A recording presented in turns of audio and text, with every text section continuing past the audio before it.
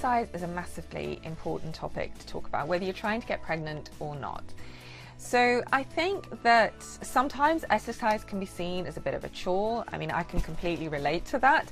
I think when you've got a busy lifestyle and when you're dashing here and there, it can be really, really hard to try and find some decent time to commit towards doing exercise.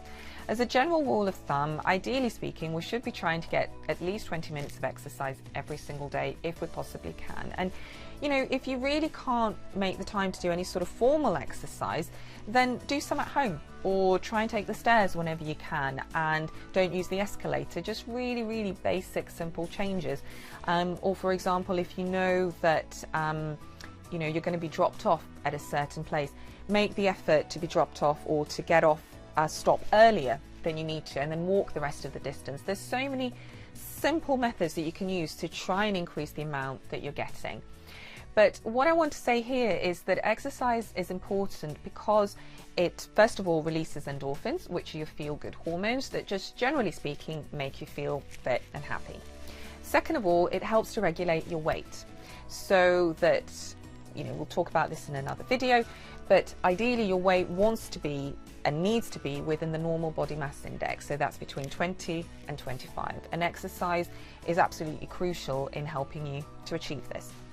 The other benefit of exercise is that actually it should drive you to go outdoors whenever you can. I know in the winter months this is more difficult and most of us resort to going to the gym or staying at home. But certainly during the spring and summer months, whenever you can, try and get outside, because actually getting out into the open air and sunlight has definitely been proven to have a positive effect on your fertility. And this is where summer solstice and going into the summer seasons has been shown in some studies to increase fertility, in particular in the men. So I think trying to get your daily dose of sunlight is vital, and that also helps to improve the amount of vitamin D within your body, which in a separate video we'll discuss is very important in terms of your ability to get pregnant, and also for your bones and joints, which is something that exercise helps to improve. So what sort of things should you be doing? Well, there's lots of different things that you can do. I've created a series of videos that you can look at that will give you some tips on what you can do. They're really, really simple exercises that you can apply, that you can do every single day. There's nothing complicated about them at all, and the best bit is that they're relatively short. So short and sweet. You can incorporate them, do them either first thing in the morning or before you go to bed.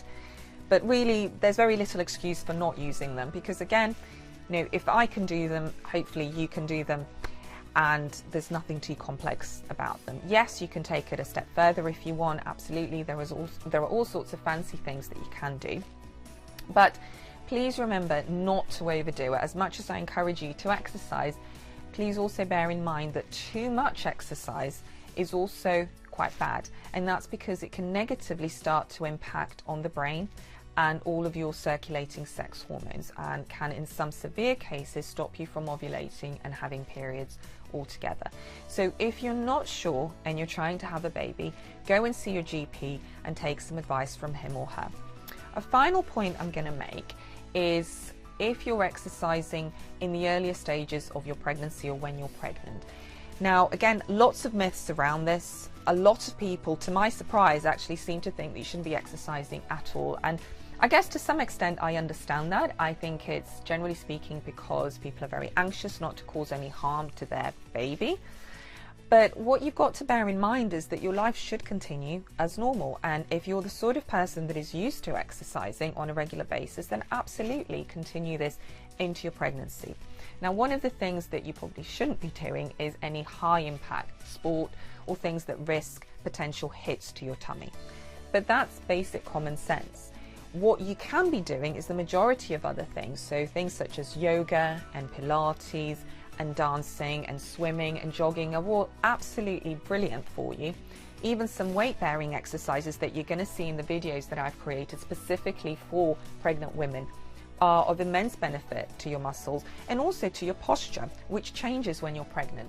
So there's loads of things that you can do. Please don't stop exercising just because you've heard that that's something you shouldn't be doing. If you're in any way worried or suffer from any particular conditions that make you worried, go and see your GP who can advise you. But absolutely don't stop trying to be fit and healthy because you're pregnant. This is actually when it is really important to do that, and even after you have your baby, in order to try and get back into shape. So it's all about targeting lots of different things. Yes, exercise is important, but as you'll see in the other videos, it's also about managing stress. It's also about nutrition and things that you eat, and keeping yourself in the best state possible in order to try and also pass that on to the baby. So I hope you enjoy the videos that I've made. Let me know what you think, and whether you'd like to see any more of the fitness ones in particular.